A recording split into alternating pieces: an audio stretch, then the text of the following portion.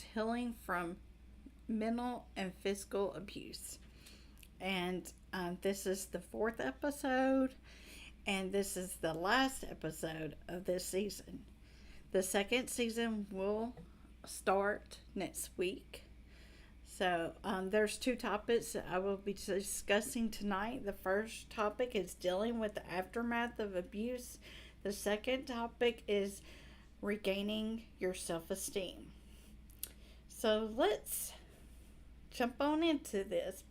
So, the first topic, dealing with the aftermath of abuse. Here we go. Don't feel bad for staying with your abuser for days, months, and years.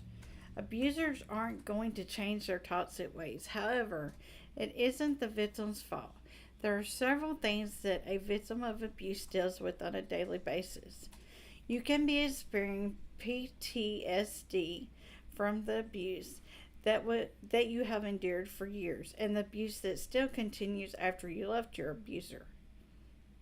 When you have a child or children with abuser, it never ends.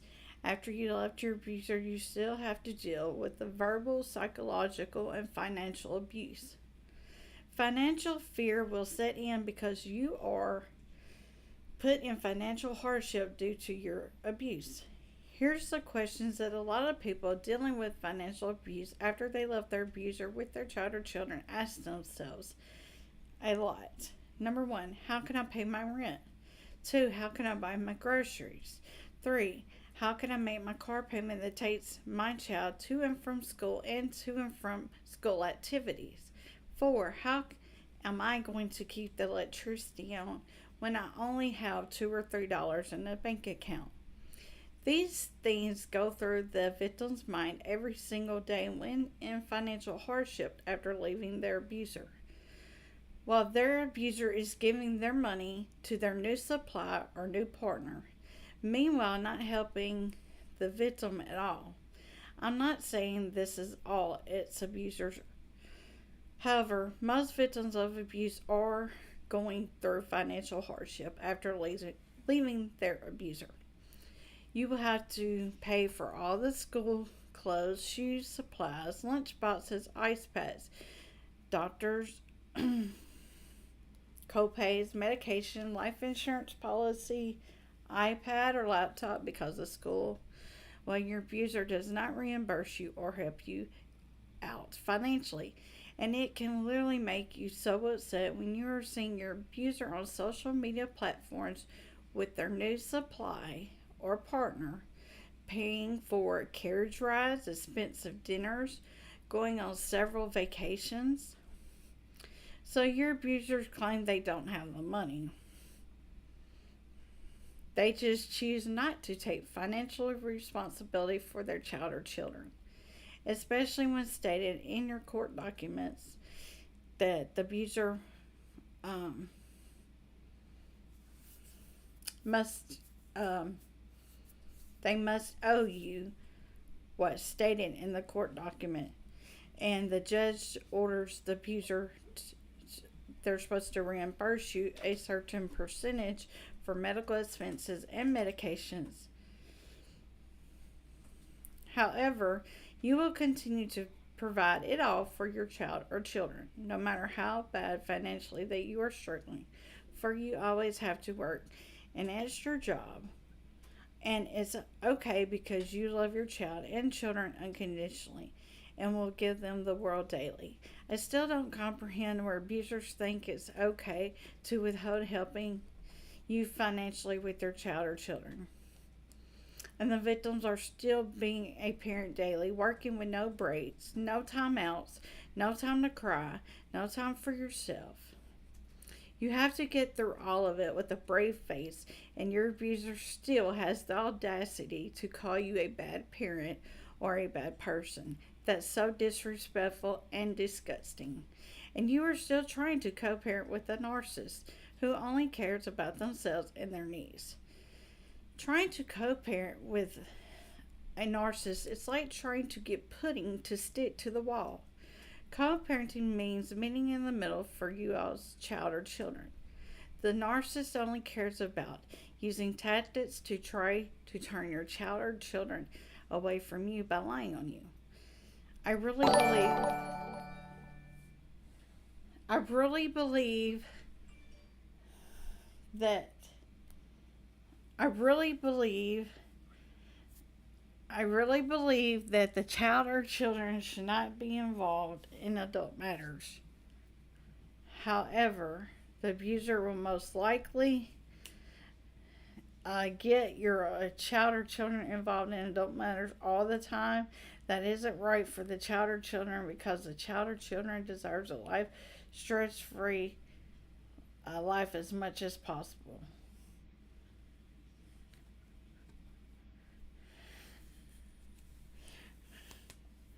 When your child or children get older, like in their teenage years or a few years before then, your child or children will always see the truth of the abuser and their manipulative ways.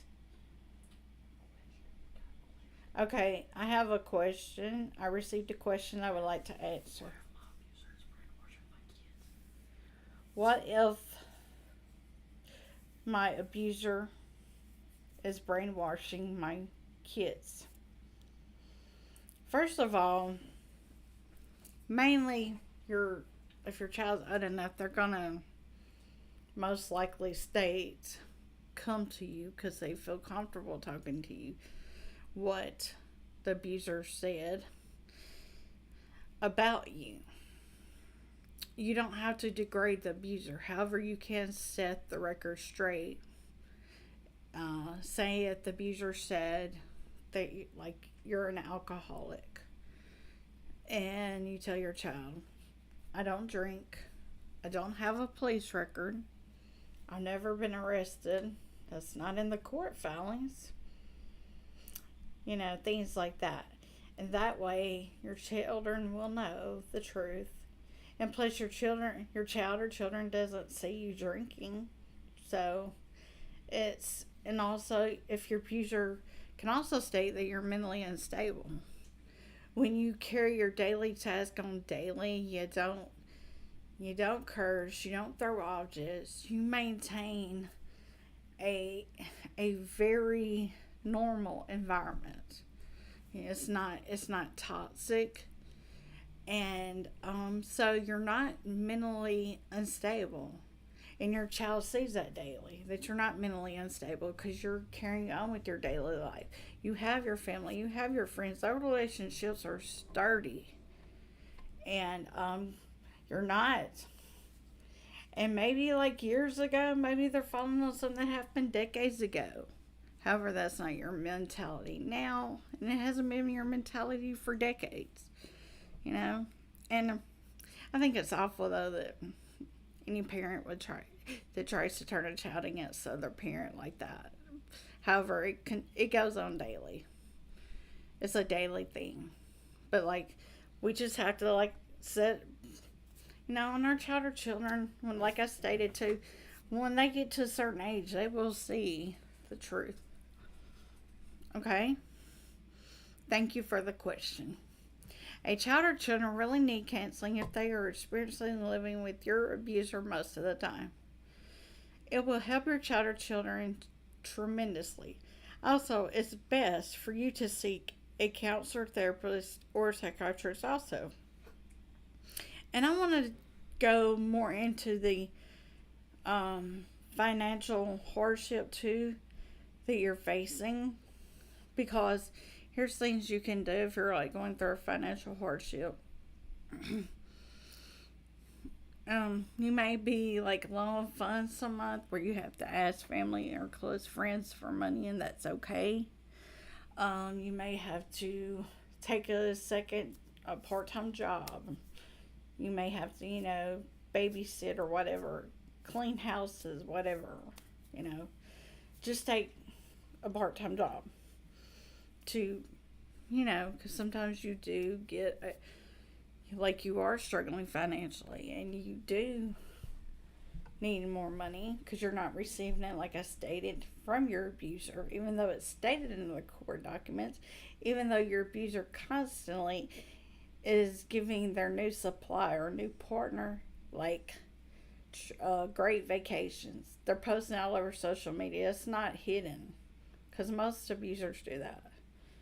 Or they're taking, like, carriage rides, buying them expensive dinners, you know, things like that. And it's all over social media. And you're like, so you're telling me you can't financially reimburse me? However, you can give your new partner or your new supply, like spend what, $2,000 on a carriage ride, $100 steak a piece, or you can go on this extreme extravagant vacation and spend like thousands of dollars, but you cannot help financially with your child. I think that's so bogus, and it's so wrong to withhold funds if you're all over social media and you're going to concerts constantly and things like that.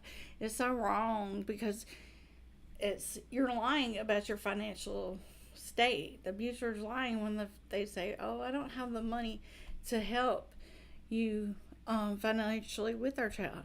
However, social media, your Facebook or Instagram,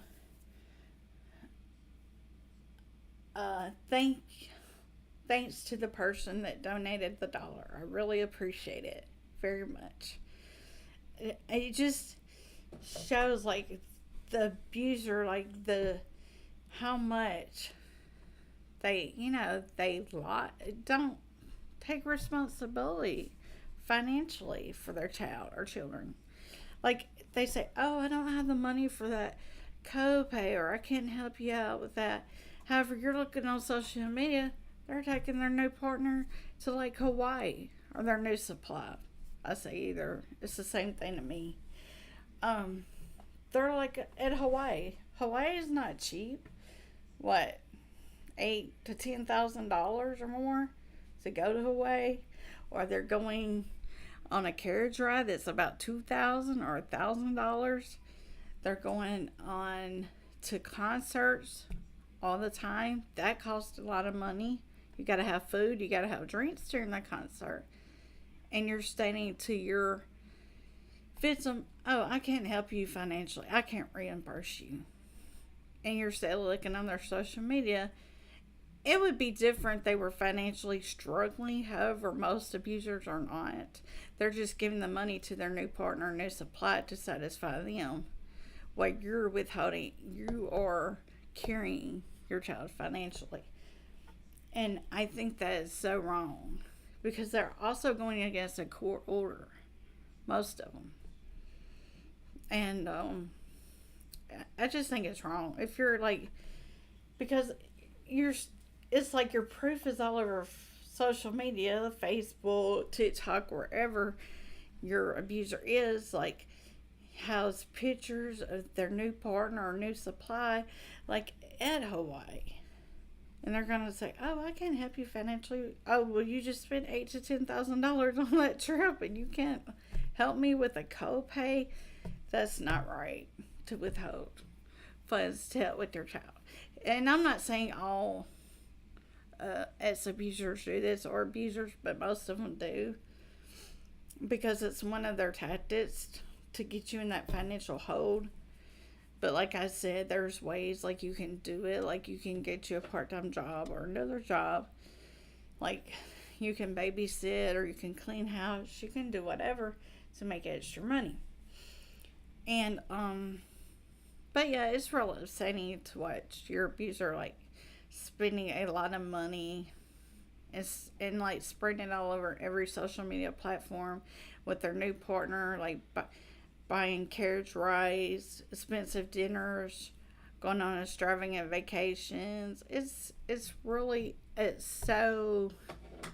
not showing accountability. It's not taking responsibility financially for your child or children. It's like saying, "Well, I can do what I want to do financially, but when my child needs to go to the doctor and really sick, I'll just let my victim take care of that as usual, and I will not reimburse." And even though it's stated by the court, they still won't do it because they think they've got by with it for years, and they think they will continue to get by. However, one day they will not get by. So, and I just think it's sad though. Like, I just don't understand it, how abusers can go on social media and do that. And actually tell the victim, like, I don't have money for medication. I don't have money for the doctor to help you with copay. I don't have money to help you with this and that. Knowing the whole time you're watching all social media platforms, they're buying carriage rides, they're going on extravagant vacations with sorry, that scared me. I don't know what that was. With their new partner. Man, what was that? Was that like a late firework kind of thing? It is past the 4th. Some people are still shooting fireworks, but I don't know what that was. Probably was fireworks because it's been going off in our neighborhood, and that's not 4th no more, but that's another subject. However, but you will still continue to financially provide for your kid. And I'm not saying it's because you will do it because you want your child to have the best health care. You want to have the best provider if they're sick, to get the best medication. You want them to have the best in life. So you will continue to do what you have to do financially to make it happen. And kudos to you, all the victims that's doing that's in financial hardships. I know it's hard. I can personally relate. And just keep up the good work because it will get better. So let's go to the next subject. Excuse me, I'm going to grab a drink real quick. Regaining your self-esteem. I am going to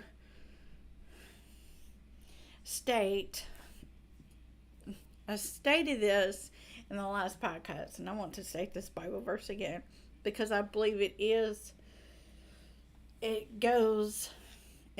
meant for victims of abuse, and it is found in Psalm chapter 34, verse 18. The Lord is close to the brokenhearted and save those who are Christian spirit. I want to repeat that again, and I want to focus really. Think about the last part after the end. The Lord is close to the brokenhearted and saves those who are Christian spirit. Psalm chapter 34, verse 18. Now, I am talking about regaining your self-esteem. Speaking and writing, and this is for the victims of abuse. Speaking and writing positive characteristics about yourself daily. I'm speaking to, ex-victim or victims of abuse. You can write your positive characteristics about yourself on sticky pads or on a sheet of paper and stick it to your mirror, closet, or refrigerator. Or you can stick them all over your wall, wherever, So you can say the positive characteristics about yourself daily and focus on it. You must start proclaiming daily the positive things about yourself to encourage yourself or lift yourself up. When having a child or children with an abuser, they will continue to degrade your character. So continue to ignore your abuser words and focus on the positive characteristics of yourself, because you will have a lot of bad days that your self-esteem is so low. And this will lift your spirit and your self-esteem. Here are some examples of characteristics that you can type, write, and proclaim and focus on daily.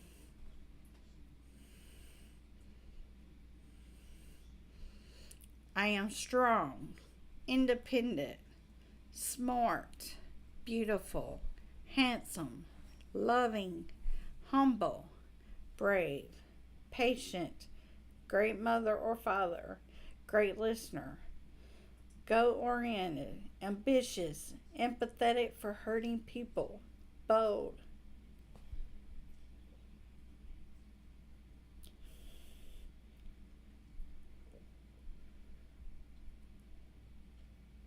Courageous, spiritual, faithful, trustworthy, humble, virtuous man or woman, and hardworking. There are more that you can list about yourself. You can also say that you are uniquely and divinely created. Also, you can listen to encouraging songs on a daily basis.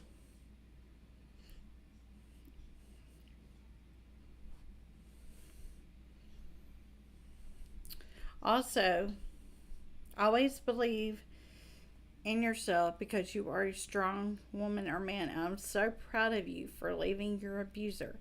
I'm so proud of you for forgiving your abuser and healing from your abuse. You know too much to go back and pretend. Yes, you are wise, for it is wisdom from all the abuse that you endured. Your abuser can mend you, not break you. You will make a strong comeback. You can do anything and still fulfill your purpose in life. Here's an encouraging paragraph and uplifting words that you can write down and save and proclaim if you would like. Today, know that you are good enough. Stop worrying if you're pretty or handsome enough, strong enough, rich enough, smart enough. You must know that you are enough. Don't let the negative thoughts have power over you. Take a deep breath and know that you matter and you are enough. That is by Rose Hill Designs by Heather. I'll spell the last name because I'm so afraid I'll mess it up. Sillufsen. I'm going to read that again. Let's put that up again and read that again. You can write this down too, or you can, write it down and keep it. Repeat it daily.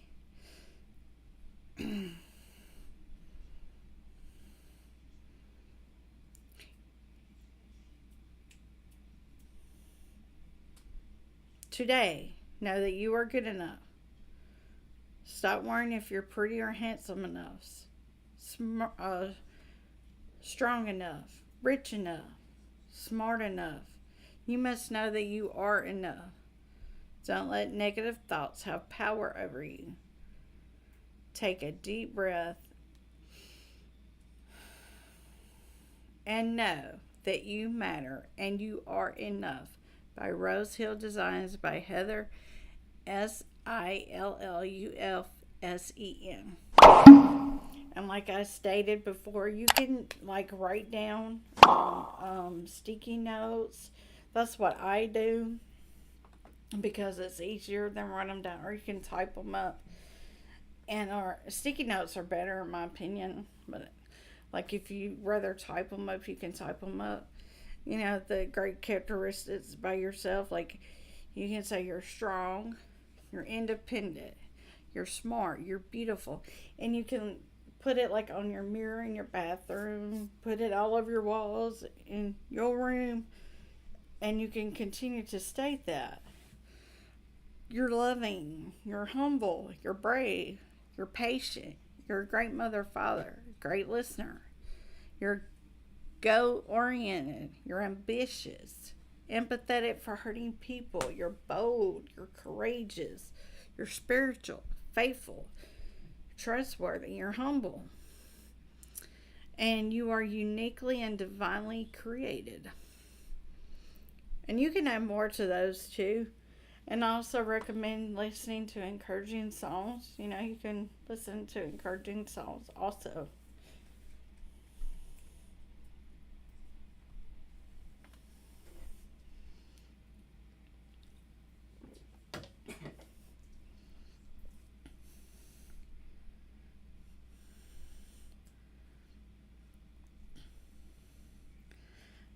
So, and yeah, you can state these characteristics about yourself because it will. That's how you regain your self-esteem. Um, you have to proclaim it every day, and sometimes more than daily. When you're writing these positive characteristics, and sometimes I think of different ones when I'm, sometimes you may think of a great characteristic that you have, after you wrote great characteristics about yourself, you might, remember other ones. And you can also donate in the description. However, you're not obligated to. The donation is to help me expand my operation, but you're not obligated to. Um, like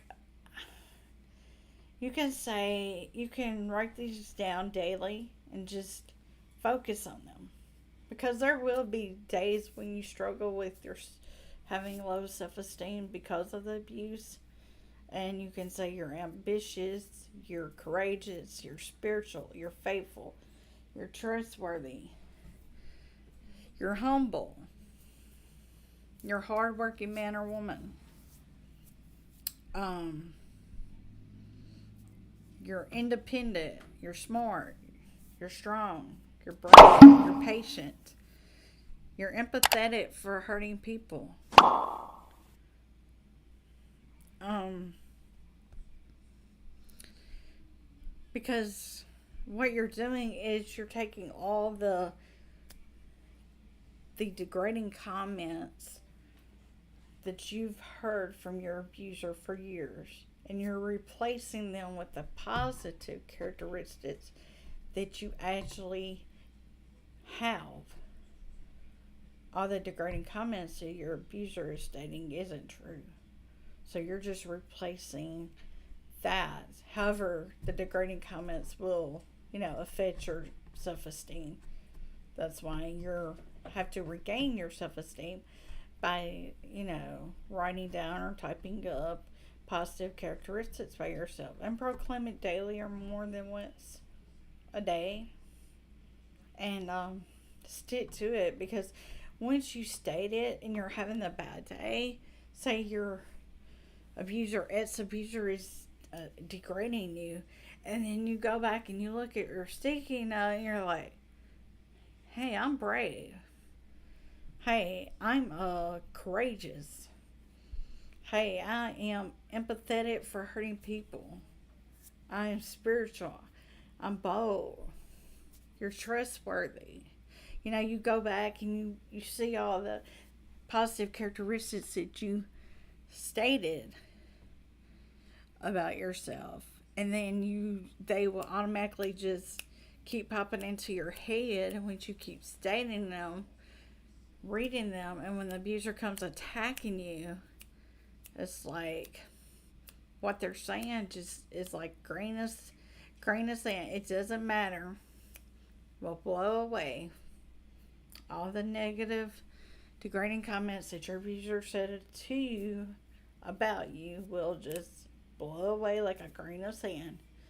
So just continue to state these positive characteristics daily, or more than once daily, because I am proud of you if you have left your abuser.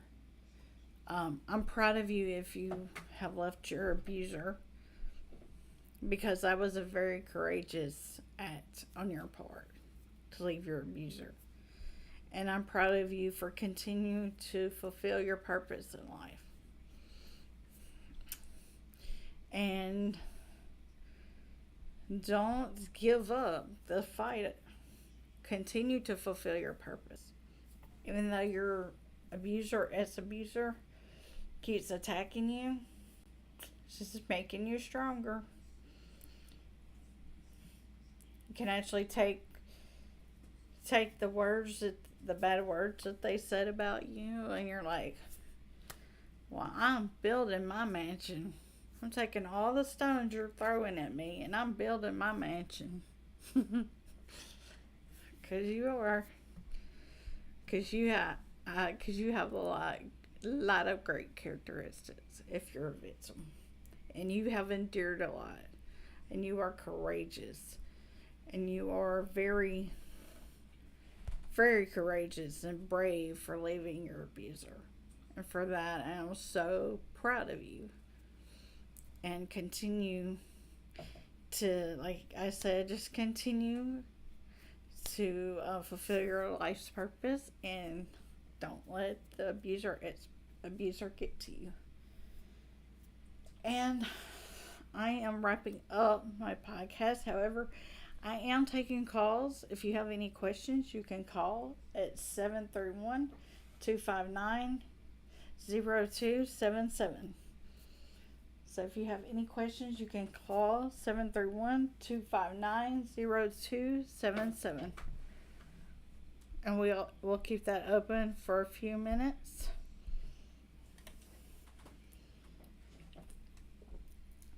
And I'm so, like I said, I'm so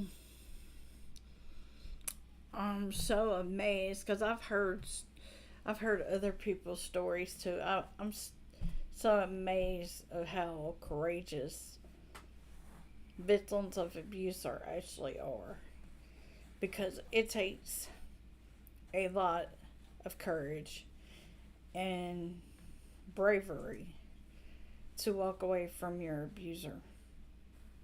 And you done it, you survived it, you're still surviving it, and you're becoming stronger. You're forgiving your abuser, you're setting and sticking to your boundaries, and you're writing your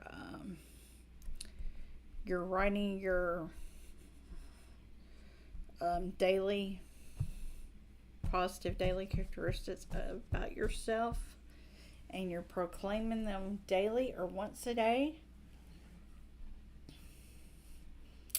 Well, that's something you can start.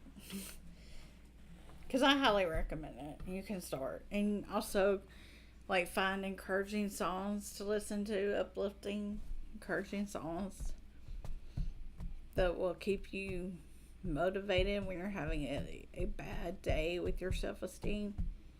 Because there are great songs you can search up that are great. I would list some, but I don't want to get, like, fined or banned or anything like that. But, like, I mean, if you email me, though, I'll be more than happy to, like, give you a list of the songs that I listen to practically on a daily basis that have helped me, have encouraged me.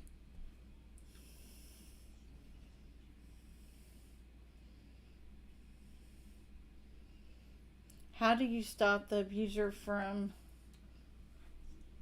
harassing you? Very good question. I just got a question. How do you stop the abuser from harassing you? Mm-hmm. Okay, so were you married to the abuser? Or was it a boyfriend or girlfriend kind of situation? Do you have children or a child with the abuser? Okay. So, if they're continuing to harass you, you can file a restraining order. First of all, you can set your boundaries. You can say, there's no child. Okay. First of all, you can set your boundaries, though, and state, look, I will not allow you to keep harassing me, or I will be contacting my local law enforcement. And if they continue to threaten you or harass you, you can go to your local law enforcement and file a restraining order. You will not need an attorney to go to court for a restraining order unless you already have an attorney for a custody or divorce matter. But you said you didn't have a child, so let's just X the custody out. Let's say you're going through a divorce. So if you're going through a divorce, then you can bring your attorney to you with a court hearing about the restraining order. If you're not going through a divorce, you still don't need an attorney. Either way, you do not need an attorney to go to court about the restraining. However, you will need your text, you will need your recordings, you will need all the evidence, voicemail, or whatever your abuser has sent you, threatening your life and harassing you, and the harassing text.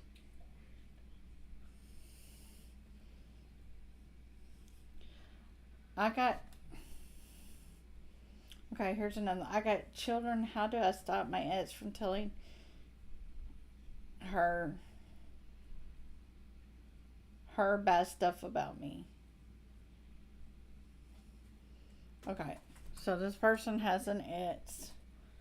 I'm taking it like it's a one child.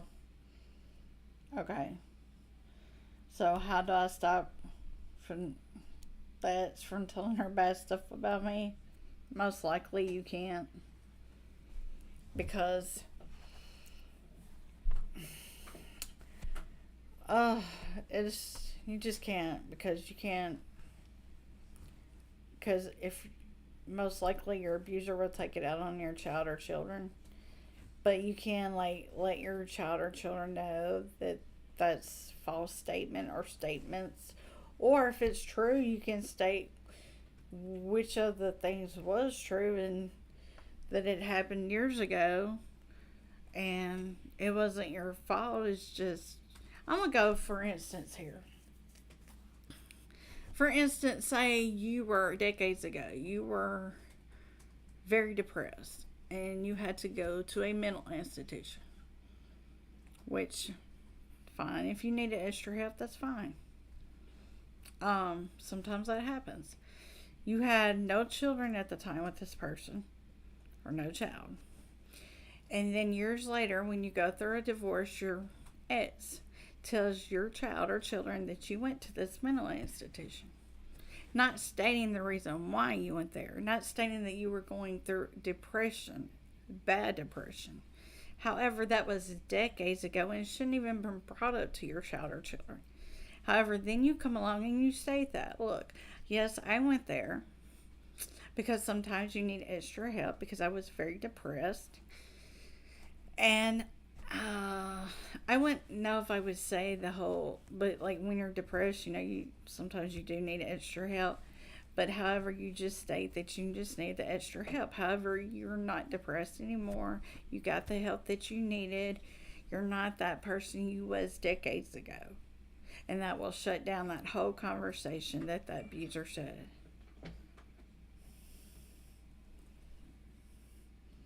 How do I leave? My abuser keeps hitting me and saying if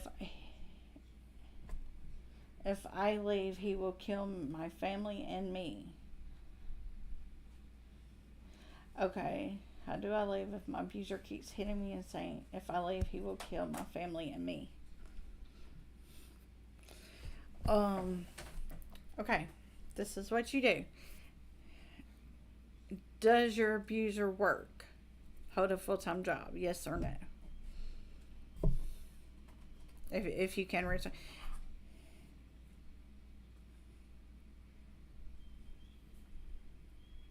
Part-time job. Okay, your abuser has a part-time job. Okay, so when your abuser's at work, here's what you do. You take your kid or kids, you pack up as much stuff as you can, get in your car. I don't know if you have parents or family members, sister, brother, whatever, call them up. Or they do have homes, or you can call a friend until you can find a safe place. Until then, call a family member or friend, and I'm sure they will let you stay with them. And so stay with it. Go to the person's house, and like I said, hurry up and pack up everything you can. Uh, and after you pack up everything you can, go to like your family or friend's house, and then let your kids stay there while you go file a restraining order, since that person, your abuser, threatened to kill you and your family. And you tell them that that's when you want to file a restraining order, and then you will have to go to court for that, and the restraining order will be put in place and will keep you safe, so he will not kill your family and friends. And I'm sorry that you're going through that. And the next question is, how can I get the money out of the bank? And like I said, you can do that while he's at work. Get the money out of the bank. Close the account too after you get the money out. Close the account. That's sometimes that's not, the thing you're thinking about. I understand you just want to be safe. You want your kids to be safe. But however, just get the money out of your account. Close the account. So that's all the time that we have for this last episode of the season. And thank you all for joining. I'm so glad, and I hope this has helped you. You can go back, subscribe also, and you can The donation link is in the description. However, you're not obligated to give. And I hope these podcasts have helped you and you can go back and listen to my other podcasts. And I hope you all have a great Thursday night.